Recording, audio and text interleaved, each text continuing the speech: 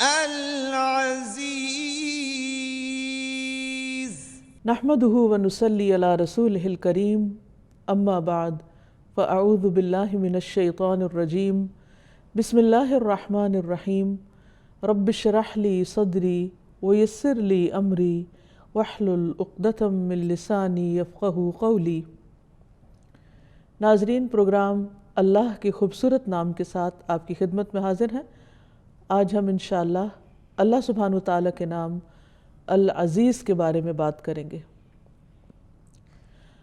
العزیز کا معنی ہے عزت والا، غلبے والا، قوت والا، وہ جس پر کوئی اور غالب نہ آ سکے۔ الشدید، القوی، وہ جس جیسا کوئی اور ہے نہیں، اس کی قوت میں، اس کے غلبے میں۔ وہ جو کچھ کرنا چاہے اسے کوئی روک نہیں سکتا۔ حقیقت یہ ہے کہ عزت ساری کی ساری اللہ رب العزت ہی کے لیے ہے۔ قرآن مجید میں اللہ سبحانہ وتعالیٰ کی یہ صفت مختلف اور صفات کے ساتھ بھی آئی ہے۔ مثلا العزیز الحکیم، عزت والا، غلبے والا اور حکمت والا، یعنی اس کی قوت اور اس کا غلبہ حکمت کے ساتھ ہے۔ العزیز الحمید، وہ عزت والا ہے، غلبے والا ہے، لیکن اس کے ساتھ تعریف والا بھی ہے۔ پھر العزیز الوہاب، زبردست ہے، غلبے والا ہے اور بہت زیادہ عطا کرنے والا بھی ہے۔ پھر العزیز الرحیم، ایک طرف زبردست ہے اور ساتھ ہی رحم فرمانے والا بھی ہے، ایسا نہیں کہ وہ اپنی طاقت کو غلط طور پر استعمال کرے۔ پھر العزیز العلیم، وہ غلبے والا ہے اور علم والا ہے۔ العزیز الغفار، زبردست بھی ہے لیکن اس کے ساتھ ساتھ بہت زیادہ بخشش فرمانے والا بھی ہے۔ حقیقت یہ ہے کہ اللہ سبحانہ وتعالیٰ کے لیے سارے ہی اچھے اچھے نام ہیں۔ ہمیں اسے ان ناموں کے ساتھ یاد رکھنا چاہیے، اسے پکارنا چاہیے۔ اور جہاں تک العزیز کا تعلق ہے، جس سے لفظ عزت بھی ہے، تو عزت ساری کی ساری اللہ تعالیٰ کے لیے ہے۔ قرآن مجید میں آتا ہے من کان یرید العزت فللہ العزت جمیعا، جو شخص عزت چاہتا ہو تو عزت ساری اللہ سبحانہ وتعالیٰ کے لیے ہے۔ ایک اور جگہ پر آتا ہے سبحان ربک رب العزت عما یصفون، پاک ہے تیرا رب جو عزت کا رب ہے ان سب باتوں سے جو وہ بیان کرتے ہیں۔ یعنی اللہ سبحانہ وتعالیٰ کی شان میں جو گستاخیاں وہ کرتے ہیں اس سے اللہ سبحانہ وتعالیٰ کی عزت اور شان میں کوئی کمی نہیں آتی۔ رسول اللہ صلی اللہ علیہ وسلم نے فرمایا عزت اللہ تعالیٰ کا ازار ہے اور کبریائی اس کی چادر ہے، تو جو آدمی مجھ سے یہ صفات چھینے گا میں اسے عذاب دوں گا۔ یعنی کوئی شخص اگر یہ چاہے کہ وہ بڑا بن بیٹھے یا وہ عزت کی وجہ سے اللہ سبحانہ وتعالیٰ کی نافرمانی کرے، یا یہ سمجھے کہ اگر وہ اللہ تعالیٰ کی فرما برداری کرے گا تو اس کی عزت میں کچھ کمی آئے گی، تو یہ چیز اللہ تعالیٰ کو ناراض کرنے والی ہے۔ پھر اسی طرح اللہ سبحانہ وتعالیٰ خود عزت والا بھی ہے اور عزت دینے والا بھی ہے۔ یعنی جو لوگ اس کے فرما بردار ہوتے ہیں، اطاعت گزار ہوتے ہیں، وہی ان کو عزت بخشتا ہے۔ یعنی جس طرح رزق کی تقسیم وہ خود کرتا ہے، اسی طرح عزت کی تقسیم بھی وہ کرتا ہے، اور عزت اسی کی طرف سے آتی ہے۔ اور اللہ تعالیٰ سے بڑھ کر عزت والا کوئی ہے ہی نہیں۔ اس لیے بندے کا کام کیا ہے، بندے کے اوپر کیا لازم ہے، اس کے اوپر کیا حق آتا ہے کہ وہ اللہ تعالیٰ کی اس صفت کو پہچانے اور اس کو عزت دینے کا حق ادا کرے، اور اس بات پر بھی یقین رکھے کہ انسانوں کو ملنے والی عزت اور ذلت اس سب کا اختیار اللہ تعالیٰ کے پاس ہے۔ جیسے کہ قرآن مجید میں آتا ہے قل اللہم مالک الملک تؤتی الملک من تشاء وتنزع الملک ممن تشاء وتعز من تشاء وتذل من تشاء بیدک الخیر انک علی کل شیء قدیر۔ آپ کہہ دیجئے کہ اے بادشاہی کے مالک، تو جسے چاہے بادشاہی دیتا ہے اور جس سے چاہتا ہے بادشاہت لے لیتا ہے، جسے چاہتا ہے عزت دیتا ہے۔ یعنی عزت کا دینا اللہ سبحانہ وتعالیٰ کی اپنی مشیت پر ہے، اور جسے چاہتا ہے ذلیل کرتا ہے۔ تیرے ہاتھ میں ہی ہر بھلائی ہے، بے شک تو ہر چیز پر پوری طرح قادر ہے۔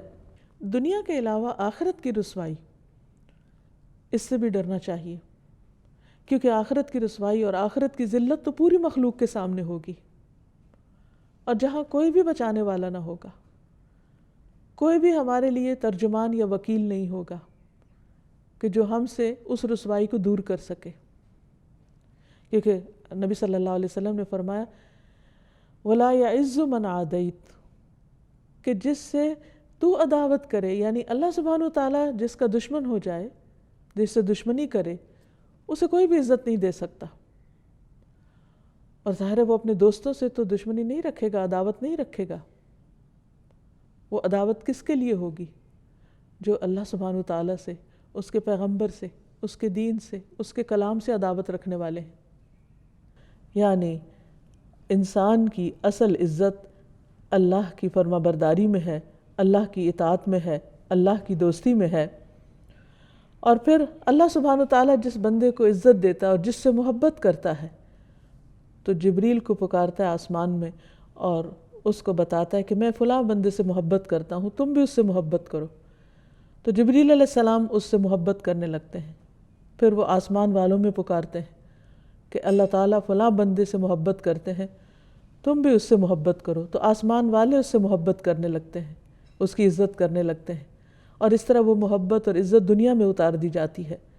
تو حقیقت یہ ہے کہ تقسیم اللہ تعالیٰ ہی کی ہے، جس کے ساتھ جیسا چاہے معاملہ کرے، لیکن یہ یاد رہے کہ اس کا یہ معاملہ حکمت پر مبنی ہے۔ ایسا نہیں کہ وہ اپنے اس اختیار کو بندوں کے اوپر ظلم کرنے کے لیے استعمال کرے۔ چونکہ اللہ سبحانہ وتعالیٰ ہی عزت دینے والا ہے، تو اس لیے ہر انسان کو عزت پیاری ہوتی ہے اور ہر انسان عزت کا طلبگار ہوتا ہے۔ تو ہمیں یہ جاننا ضروری ہے کہ اللہ تعالیٰ کس کس کو عزت دیتا ہے، اور اگر انسان اللہ سے عزت چاہے تو وہ کون سے کام کرے کہ جس سے عزت ملے، اور کون سے کام ایسے ہیں جو اللہ سبحانہ وتعالیٰ کی طرف سے رسوائی کا باعث بنتے ہیں، تاکہ انسان ان کاموں کو چھوڑ دے۔ سب سے پہلی بات تو یہ کہ خود اسلام انسان کو عزت دیتا ہے۔ رسول اللہ صلی اللہ علیہ وسلم نے فرمایا یہ دین ہر اس جگہ تک پہنچ کر رہے گا جہاں تک دن اور رات کا سلسلہ جاری ہے، یعنی اس زمین یا اس گلوب کے ہر کونے تک۔ اللہ کوئی بھی کچا یا پکا گھر ایسا نہیں چھوڑے گا جہاں اس دین کو داخل نہ کر دے، یعنی ہر گھر میں اس کا پیغام پہنچ جائے گا، خواہ اسے عزت کے ساتھ قبول کر لیا جائے یا اسے رد کر کے ذلت قبول کر لی جائے۔ عزت تو اصل میں وہ ہوگی جو اللہ اسلام کے ذریعے عطا کرے گا، یعنی اللہ کی بات کو قبول کر کے انسان کو الٹیمیٹلی عزت ملے گی، اور ذلت وہ ہوگی جو انکار کر کے حاصل ہوگی۔ تمیم داری کہتے ہیں کہ مجھے یہ بات اپنے گھر والوں میں نظر آ گئی کہ ان میں سے جو مسلمان ہو گیا اسے خیر، بھلائی اور شرافت نصیب ہوئی، اور ان میں سے جس نے انکار کیا اس کے حصے میں رسوائی اور جزیہ آیا۔ پھر یہ ہے کہ اصل عزت اللہ کی اطاعت میں ہے، خواہ بظاہر وقتی طور پر دنیا میں لوگ اس انسان کی عزت نہ بھی کریں، لیکن حقیقت یہ ہے کہ وہ اللہ تعالیٰ کی نگاہوں میں بہت معزز اور مکرم ہوتا ہے۔ اللہ سبحانہ وتعالیٰ اپنے بندوں کو اپنے کلام کے ذریعے، اپنی کتاب کے ذریعے عزت عطا کرتے ہیں، جیسا کہ ایک حدیث میں آتا ہے کہ اللہ تعالیٰ اس کتاب کے ذریعے بہت سی قوموں کو اوپر اٹھاتے ہیں اور بہت سی قوموں کو ذلیل کر دیتے ہیں۔ جیسے علامہ اقبال نے بھی کہا تھا کہ وہ معزز تھے زمانے میں مسلمان ہو کر، اور تم خوار ہوئے تارک قرآن ہو کر، کہ تم نے قرآن کو چھوڑ دیا تو تم ذلیل و رسوا ہو گئے۔ کہ جب تک مسلمان اس کتاب کو تھامے ہوئے تھے اور اللہ تعالیٰ کے احکامات کی پیروی کرنے والے تھے تو اللہ تعالیٰ نے دنیا میں بھی ان کو عزت عطا کی، اور جب وہ صرف نام کے مسلمان رہ گئے اور ان کے کام اسلام کے خلاف ہونے لگے تو دنیا کی عزت بھی جاتی رہی۔ عامر بن واصلہ کہتے ہیں کہ نافع بن حارث نے عمر رضی اللہ عنہ سے عصفان میں ملاقات کی، تو عمر رضی اللہ عنہ نے انہیں مکہ کا امیر مقرر کرنے کا حکم دیا ہوا تھا۔ عمر نے پوچھا تم نے مکہ میں کس کو امیر بنایا؟ انہوں نے عرض کیا ابن ابزہ کو۔ آپ نے پوچھا ابزہ کون ہے؟ اس نے جواب میں کہا ہمارے غلاموں میں سے ایک غلام ہے۔ پوچھا تم نے غلام کو ان کا امیر بنا دیا؟ اس نے کہا ہاں وہ اللہ کی کتاب کا پڑھنے والا ہے اور اس کے فرائض کا عالم بھی ہے۔ عمر رضی اللہ عنہ نے فرمایا تمہارے نبی نے فرمایا تھا کہ اللہ تعالیٰ اس کتاب کے ذریعے لوگوں کو بلندی عطا کرتا ہے اور اس کتاب کے ذریعے لوگوں کو پست اور ذلیل کرتا ہے، یعنی کہ بڑے بڑے قبائل سے تعلق رکھنے والے اور بڑے بڑے معزز اور شرفاء جو ہیں، آج ان کے پاس وہ عزت نہیں جو ایک غلام کو اللہ تعالیٰ نے اس کتاب کی وجہ سے عطا کی۔ اور ویسے بھی نبی صلی اللہ علیہ وسلم کا فرمان ہے خیرکم من تعلم القرآن وعلمہ، تم میں بہترین ہے وہ جو قرآن سیکھیں اور سکھائیں۔ پھر اسی طرح عام حالات میں لوگوں کے ساتھ معاملہ کرنے میں بعض اوقات انسان یہ سمجھتا ہے کہ اگر وہ قوت کے ساتھ، شدت کے ساتھ اور زیادتی کے ساتھ معاملہ کرے گا تو شاید اس سے ڈر کر اور اس کے روب کی وجہ سے لوگ اس کی عزت کریں گے، لیکن حقیقت یہ ہے کہ اصل عزت دلوں میں ہوتی ہے، صرف ظاہری عزت نہیں ہوتی۔ مثلا کوئی انسان کسی دوسرے کے ساتھ ظلم زیادتی کر کے وقتی طور پر اپنی عزت کروا سکتا ہے، لیکن اس کا دل نہیں جیت سکتا، اس کے دل میں اس کی قدر نہیں ہو سکتی۔ اسی لیے جو شخص اللہ کی خاطر کسی کو معاف کر دیتا ہے، اللہ کی خاطر جھک جاتا ہے، اللہ تعالیٰ اس کو بلندی عطا کرتے ہیں، عزت عطا کرتے ہیں۔ رسول اللہ صلی اللہ علیہ وسلم نے فرمایا، اللہ تعالیٰ فرماتے ہیں جو شخص میرے لیے اتنا سا جھکتا ہے، اور راوی نے اپنا ہاتھ زمین کے نیچے کیا، نہیں بالکل تھوڑا سا، تو میں اسے اتنا بلند کر دیتا ہوں۔ پھر راوی نے اپنا ہاتھ آسمان کی طرف اٹھایا کہ جو شخص اللہ کی خاطر جھک جائے، یعنی اللہ کا حکم سامنے آتے ہی لبیک کہہ دے، سر تسلیم خم کر دے، سمعنا و اطعنا کر دے، اور اپنی انا اور اپنی رائے اور اپنے خیال کو پیچھے کر دے، تو اللہ سبحانہ وتعالیٰ اس کو عزت عطا کرتے ہیں۔ پھر اسی طرح اگر کبھی انسان کے ساتھ زیادتی بھی ہو رہی ہو، لیکن اس موقع پر اگر وہ صرف اللہ کی خاطر خاموش رہتا ہے اور جواباً کوئی ظلم اور زیادتی نہیں کرتا، تو ایسے شخص کو بھی اللہ تعالیٰ عزت عطا فرماتے ہیں۔ اس کے برعکس اللہ سبحانہ وتعالیٰ ان لوگوں کو ذلت عطا کرتے ہیں کہ جو اللہ تعالیٰ کی نافرمانی کرتے ہیں، جیسے کہ قرآن مجید میں آتا ہے وَلِيُخْزِيَ الْفَاسِقِينَ، تاکہ اللہ فاسقوں کو رسوا کر دے۔ پھر اسی طرح قرآن مجید میں واضح طور پر یہ بات آتی ہے کہ جو لوگ اللہ سبحانہ وتعالیٰ کی کتاب کو پورے کا پورا نہیں لیتے، یا اس پر ایمان نہیں رکھتے، یا اس کے بعض حصے کو لیتے ہیں اور بعض کا انکار کرتے ہیں، ان کے لیے بھی رسوائی ہے۔ سورۃ البقرہ میں اللہ تعالیٰ فرماتے ہیں أَفَتُؤْمِنُونَ بِبَعْضِ الْكِتَابِ وَتَكْفُرُونَ بِبَعْضٍ فَمَا جَزَاءُ مَنْ يَفْعَلُ ذَلِكَ مِنْكُمْ إِلَّا خِزْيٌ فِي الْحَيَاةِ الدُّنْيَا وَيَوْمَ الْقِيَامَةِ يُرَدُّونَ إِلَىٰ أَشَدِّ الْعَذَابِ وَمَا اللَّهُ بِغَافِلٍ عَمَّا تَعْمَلُونَ۔ کیا تم کتاب کے بعض احکام کو مانتے ہو اور بعض کا انکار کرتے ہو؟ یعنی کچھ کو مانتے اور کچھ کو نہیں مانتے؟ بھلا جو لوگ ایسے کام کریں ان کی سزا اس کے سوا کیا ہو سکتی ہے کہ دنیا میں ذلیل و خوار ہوں اور قیامت کے دن وہ سخت عذاب کی طرف دھکیل دیے جائیں، اور جو کچھ تم کرتے ہو اللہ اس سے بے خبر نہیں ہے۔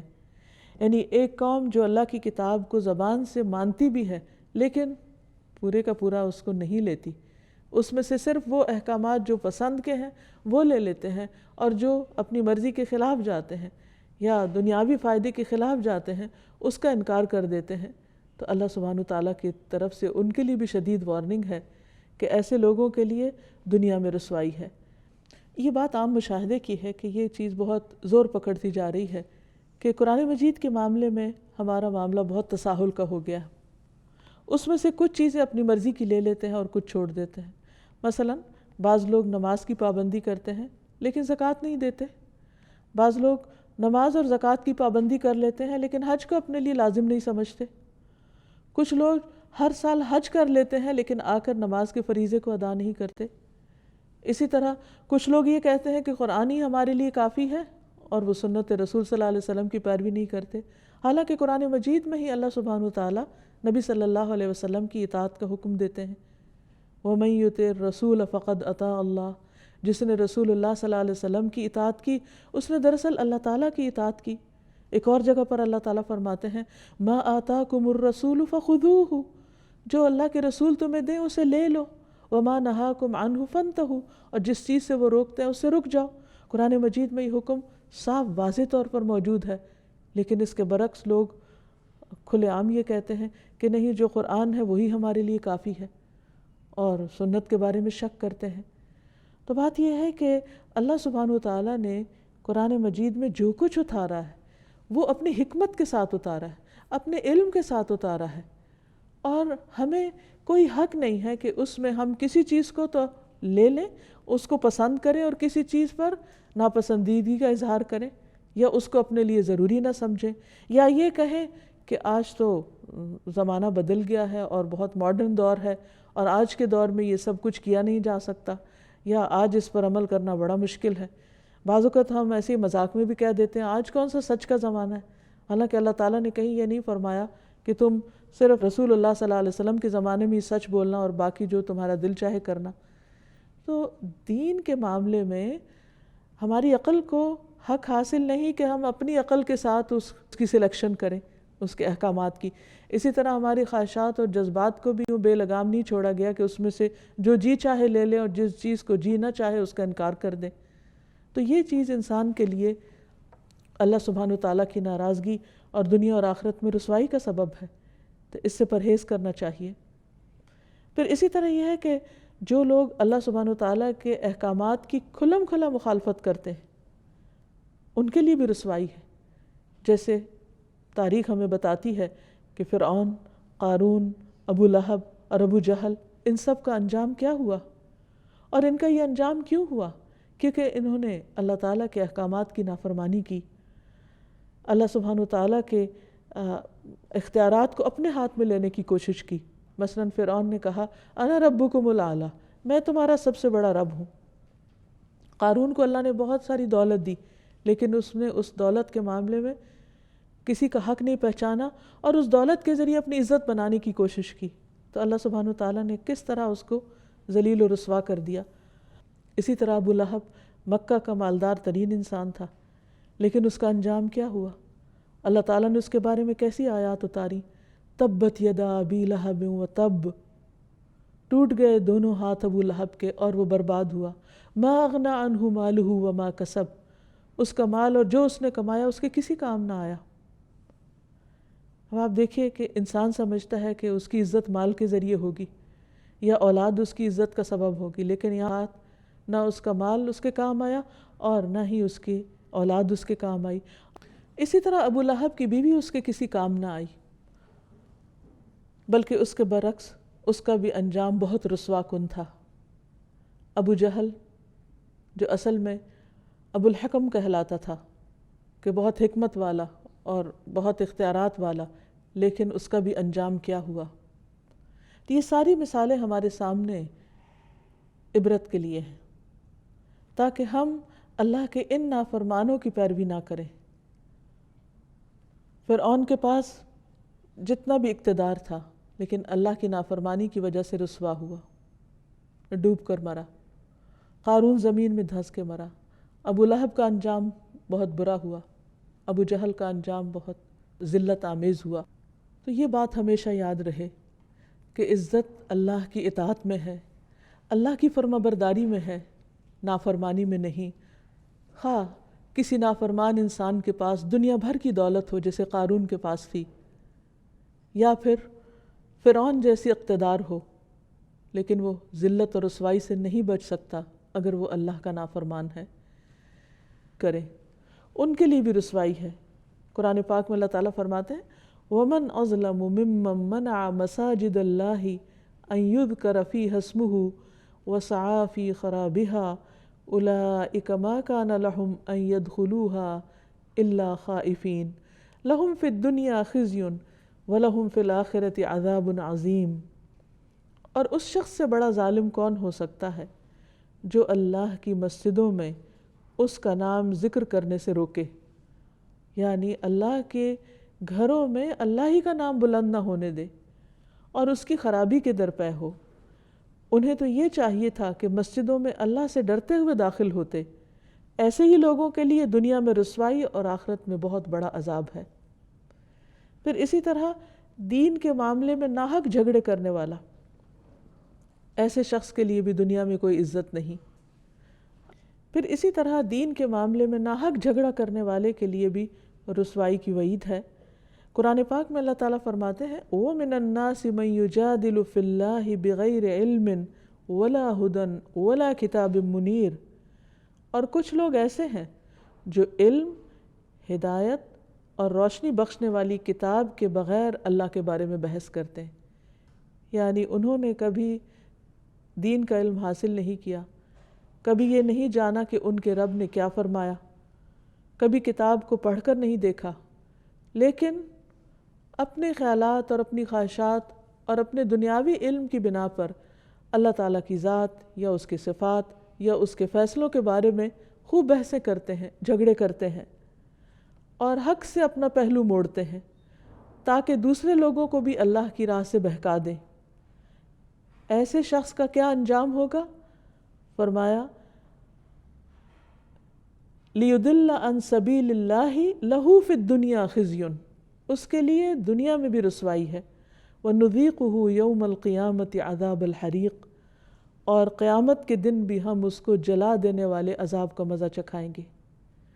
تو اس چیز سے بھی پرہیز کرنے کی ضرورت ہے۔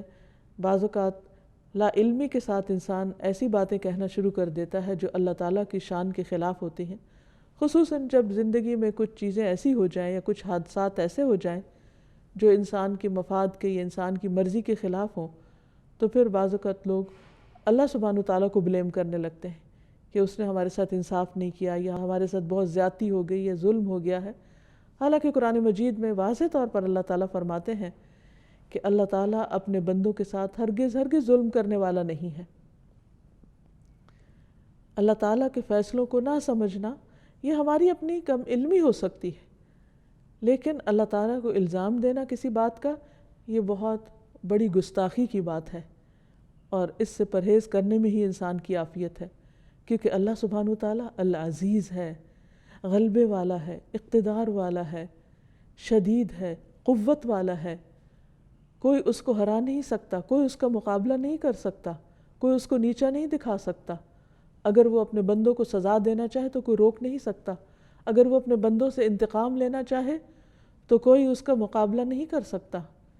اس لیے انسان کو کبھی بھی اللہ سبحانہ وتعالیٰ کے بارے میں کوئی ایسا خیال دل میں آئے، کوئی وسوسہ شیطان ڈالے، تو ہمیشہ اپنی اصلاح کی فکر کرے اور اس پر اللہ سبحانہ وتعالیٰ کی مدد مانگے تاکہ وہ خیال دل سے نکل جائے، اور ہمیشہ اس بات پر صرف زبانی نہیں بلکہ دل کے پورے یقین اور اطمینان کے ساتھ رہے کہ اللہ کے ہر فیصلے میں خیر اور بھلائی ہے۔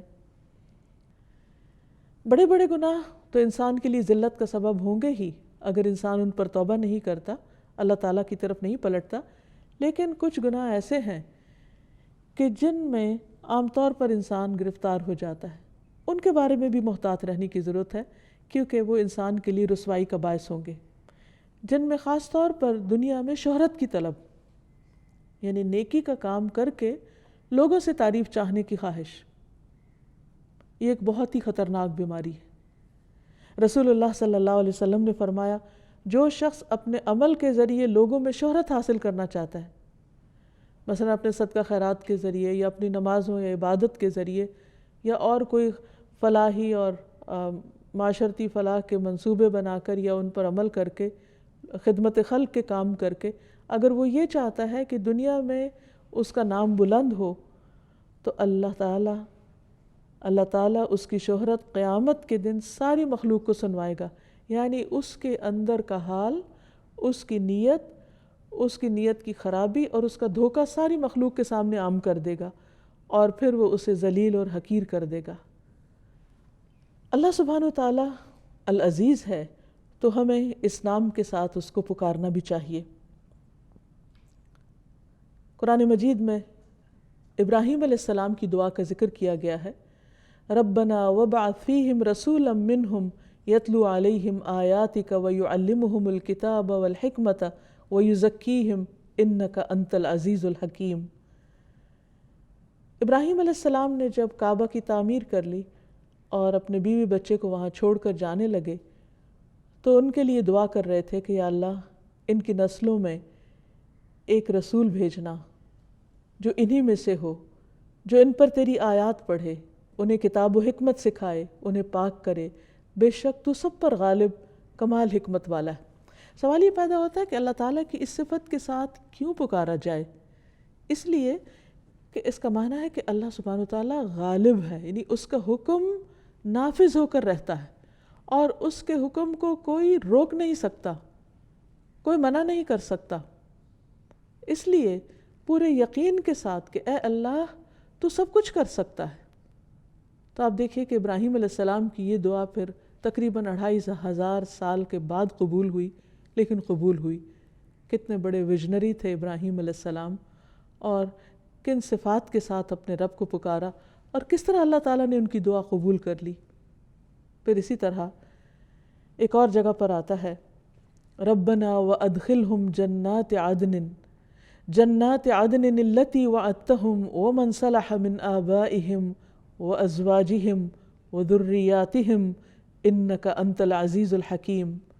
اے ہمارے رب، اور انہیں ہمیشہ رہائش والی ان جنتوں میں داخل کر جن کا تو نے ان سے وعدہ کیا ہے، اور ان کو بھی جو ان کے باپ دادوں اور ان کی بیویوں اور ان کی اولاد میں سے اس قابل ہیں، بلا شبہ تو سب پر غالب کمال حکمت والا ہے۔ یعنی اللہ سبحانہ وتعالی ہر چیز کرنے پر پوری طرح قادر ہے۔ بعض اوقات جب ہم دعا کرتے ہیں تو ہماری دعا میں اتنا یقین نہیں ہوتا، اتنی شدت نہیں ہوتی، زور نہیں ہوتا، کیونکہ ہمیں یہ ڈر ہوتا ہے کہ پتہ نہیں ہوگا یا نہیں، پتہ نہیں یہ ہو بھی سکتا یا نہیں۔ لیکن انسان کو ہمیشہ یہ سوچنا چاہیے کہ جس رب کو وہ پکار رہا ہے وہ العزیز ہے، وہ سب پر غالب ہے، وہ ہر چیز کر سکتا ہے، اس کے لیے کچھ بھی مشکل نہیں۔ ہمارا کام ہے اس کو پکارنا، اور شدت سے پکارنا، اور یقین کے ساتھ پکارنا، اور اللہ کی عزت کے وسیلے سے اس کو پکارنا۔ عثمان بن ابی عاص کہتے ہیں کہ وہ نبی صلی اللہ علیہ وسلم کے پاس حاضر ہوئے۔ وہ کہتے ہیں کہ مجھے اتنی تکلیف تھی کہ قریب تھا کہ مجھے ہلاک کر دیتی، یعنی اتنی شدید درد تھی۔ تو رسول اللہ صلی اللہ علیہ وسلم نے فرمایا کہ درد کی جگہ پر ہاتھ رکھو، اپنا دایاں ہاتھ رکھو، اور 7 مرتبہ یہ دعا پڑھو، اعوذ بعزت اللہ وقدرتہ من شر ما اجد واحاذر۔ میں پناہ مانگتا ہوں اللہ کی عزت کی اور اس کی قدرت کی۔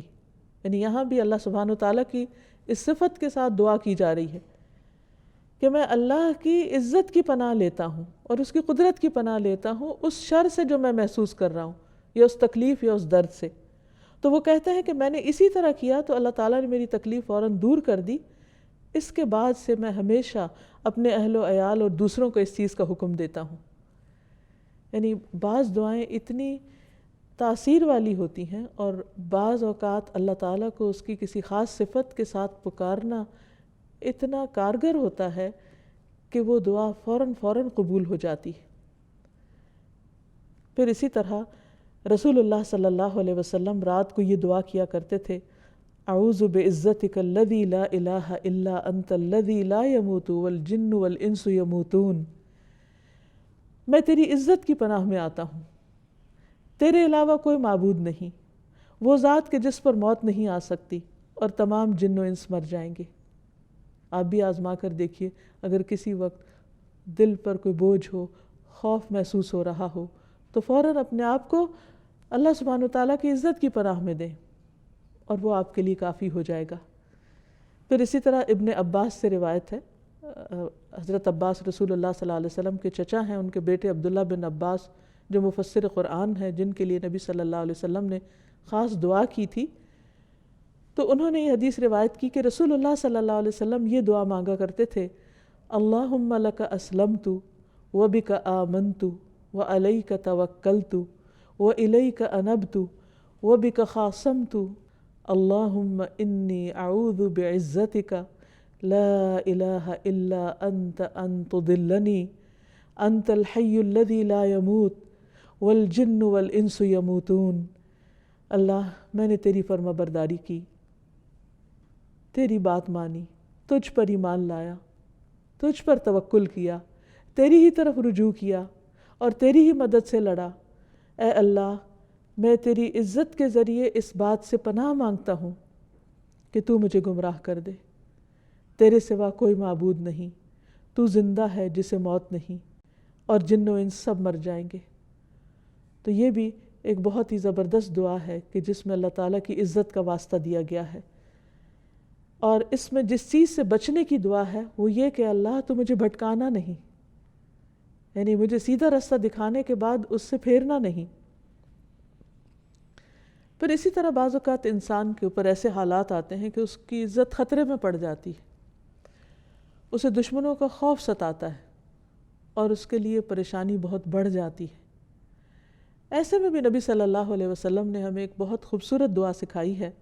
ابن عباس ہی سے روایت ہے، انہوں نے کہا کہ جب تم کسی ظالم سلطان کے پاس آؤ اور تمہیں یہ خوف ہو کہ وہ تم پر غالب آ جائے گا تو یہ دعا 3 بار پڑھو.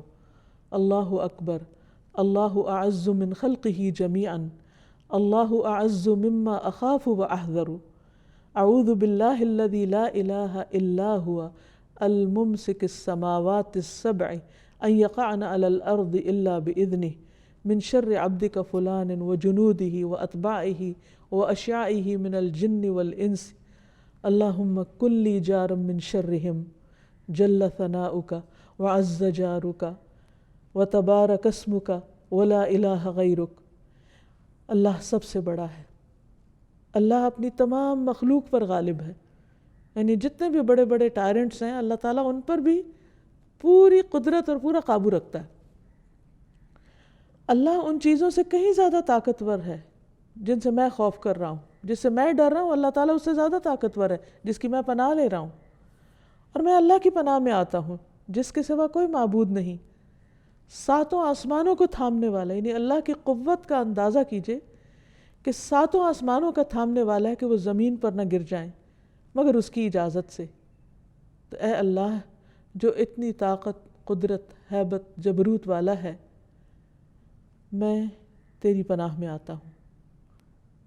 اے اللہ ان کے شر سے، فلاں بندے کے شر سے اور اس کے لشکروں اور اس کے پیروکاروں اور جنوں اور انسانوں میں سے اس کے ساتھیوں کے شر سے اے اللہ تو مجھے پناہ دے.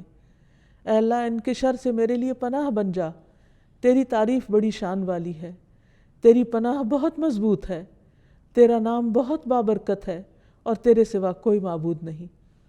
تو جو انسان بھی لوگوں کے خوف اور غلبے اور ان کے ظلم سے ڈرتا ہو تو اسے ان سے ڈرنے کی بجائے اللہ سبحانہ وتعالیٰ کی پناہ لینی چاہیے، کیونکہ اللہ سبحانہ وتعالیٰ اپنے بندوں کی حفاظت کرنے والا ہے اور ان کو ان طریقوں سے مدد دینے والا ہے جن کے بارے میں کوئی انسان سوچ بھی نہیں سکتا.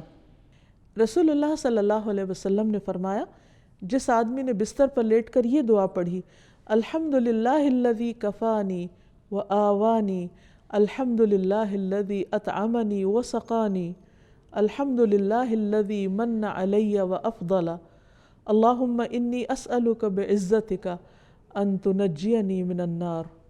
ساری تعریف اللہ کے لیے ہے جس نے مجھے کفایت کیا اور جگہ دی.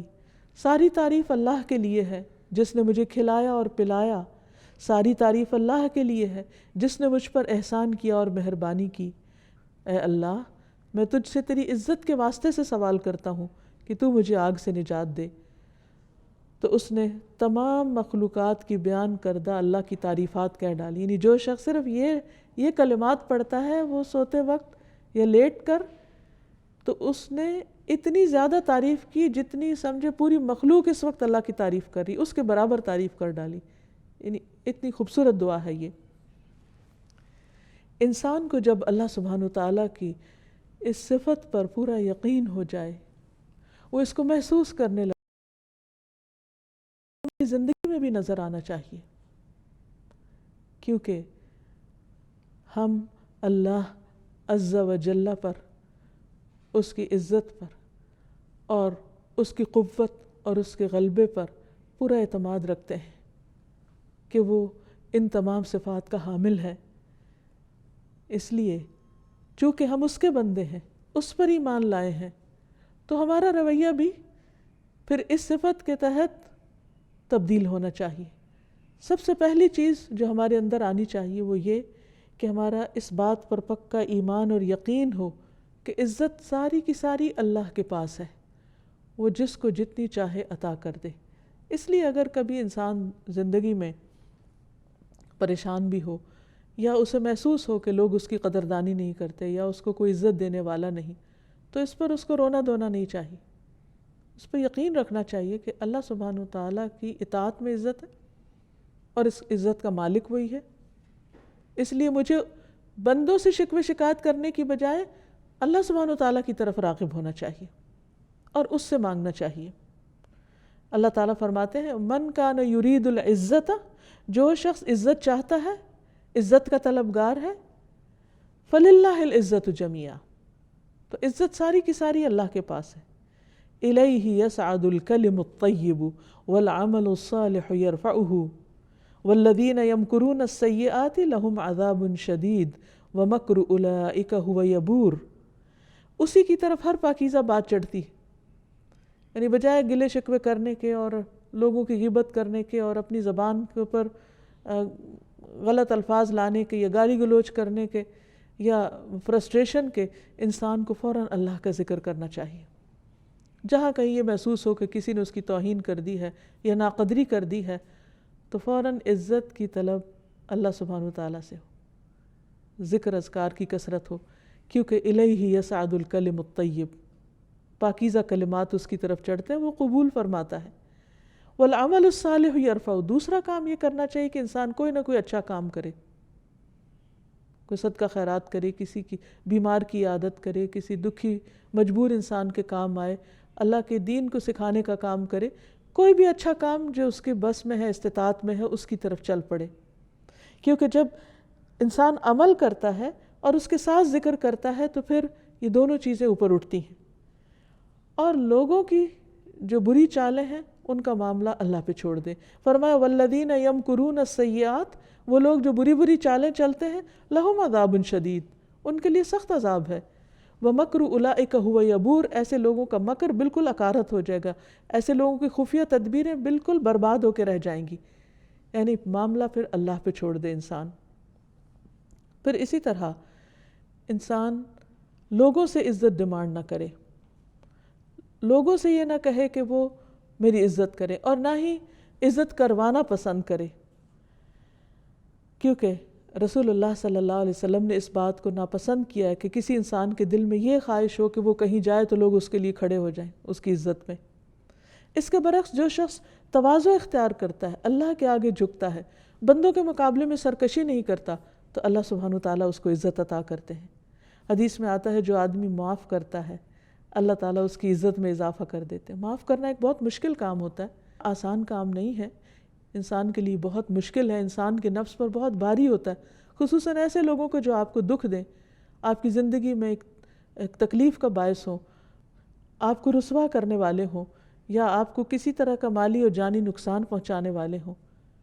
ایسے لوگوں کو معاف کرنا آسان نہیں، لیکن جو شخص اللہ کی خاطر معاف کر دیتا ہے، اللہ سبحانہ وتعالیٰ اس شخص کی عزت میں اضافہ فرماتا ہے، اس کی قدردانی بڑھا دیتا ہے. اور جو آدمی اللہ کے لیے تواضع اختیار کرتا ہے، جو ہمبل ہوتا ہے صرف اللہ کی خاطر، اللہ تعالیٰ اسے بلندیاں عطا کرتا ہے.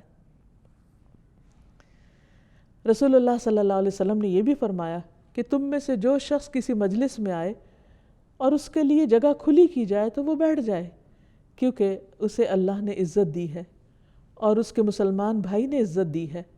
اگر اس کے لیے جگہ کشادہ نہ کی جائے، کوئی اس کو لفٹ نہ کرائے، تو دیکھے کہ جہاں بھی مجلس میں جگہ ہے وہاں بیٹھ جائے اور اس کو اپنی عزت کے خلاف نہیں سمجھے انسان.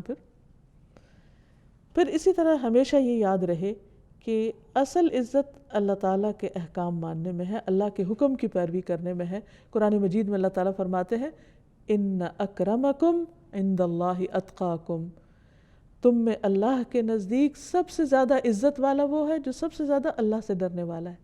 کیونکہ جب انسان اللہ سے ڈرتا ہوگا تو اللہ سبحانہ وتعالیٰ اس کا مقام لوگوں کے دلوں میں بھی بڑھا دے گا اور خود اپنے ہاں بھی اس کو معزز لوگوں میں شامل کرے گا. پھر اسی طرح یہ ہے کہ انسان اس بات کا بھی خیال رکھے کہ اللہ تعالیٰ نے جن لوگوں کو عزت دی ہے ان کی بھی عزت کرے، یعنی کسی کی عزت اور کسی کے مقام اور کسی کے رتبے سے حسد نہ کرے، کیونکہ یہ اللہ کی تقسیم ہے نا، اللہ تعالیٰ جس کو چاہتا ہے دیتا ہے. تو اگر اللہ نے بندوں میں سے کسی کو عزت دی ہے تو اس کی عزت کو نقصان پہنچانے کی فکر نہ کرے.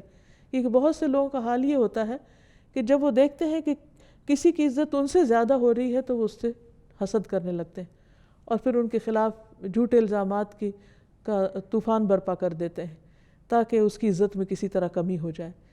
تو یہ اس شخص کے ساتھ نہیں، دراصل اللہ سبحانہ وتعالیٰ کے فیصلے کو ناپسند کرنا ہے. پھر اسی طرح یہ ہے کہ جنرلی اپنے سے بڑوں کی عزت کرنی چاہیے، چاہے وہ عمر میں بڑے ہوں یا علم میں بڑے ہوں یا دنیاوی اعتبار سے اللہ تعالیٰ ان کو کوئی مقام اور مرتبہ ایسا دے تو ان کی بھی عزت کرنی چاہیے. خصوصی طور پر بزرگوں کی عزت، کیونکہ اللہ سبحانہ وتعالیٰ نے عمر میں بڑے لوگوں کو چھوٹوں پر مقام اور مرتبہ دیا ہے. ابن عمر کہتے ہیں کہ ایک مرتبہ میں نے دیکھا کہ رسول اللہ صلی اللہ علیہ وسلم مسواک فرما رہے تھے. اس کے بعد آپ نے وہ مسواک سب سے بڑی عمر کے آدمی کو دی، یعنی خود کرنے کے بعد اس کو دے دی اور فرمایا کہ مجھے جبریل علیہ السلام نے حکم دیا ہے کہ میں یہ مسواک بڑے کو دوں. پھر اسی طرح یہ ہے کہ اللہ کے بندوں اور مخلوق کو اس نام سے اللہ کو پکارنا اور اس صفت سے پہچاننا جو ہے یہ بھی اللہ تعالیٰ کو پسند ہے. نبی صلی اللہ علیہ وسلم اللہ تعالیٰ کی عزت کی قسم کھاتے تھے، جبریل علیہ السلام رب کی عزت کی قسم کھاتے ہیں، انبیاء اس وصف سے اپنے رب کو پکارتے ہیں، ابراہیم علیہ السلام اپنے رب کی عزت کی قسم کھاتے ہیں، جنت اس وصف سے اپنے رب کو پہچانتی ہے. حتیٰ کہ ابلیس تک نے اللہ سبحانہ وتعالیٰ کی جو قسم کھائی تو کہا بِعِزَّتِكَ وَجَلَالِكَ، یعنی اللہ سبحانہ وتعالیٰ کی عزت کی قسم کھائی. تو اللہ تعالیٰ ہمیں بھی اپنے اس نام کی بہترین پہچان کروا دے اور اللہ تعالیٰ اپنے رسول کی، اپنے کلام کی اور اپنے دین کی اور دین والوں کی عزت کی ہمیں توفیق عطا فرمائے. وآخر دعوانا ان الحمد للہ رب العالمین.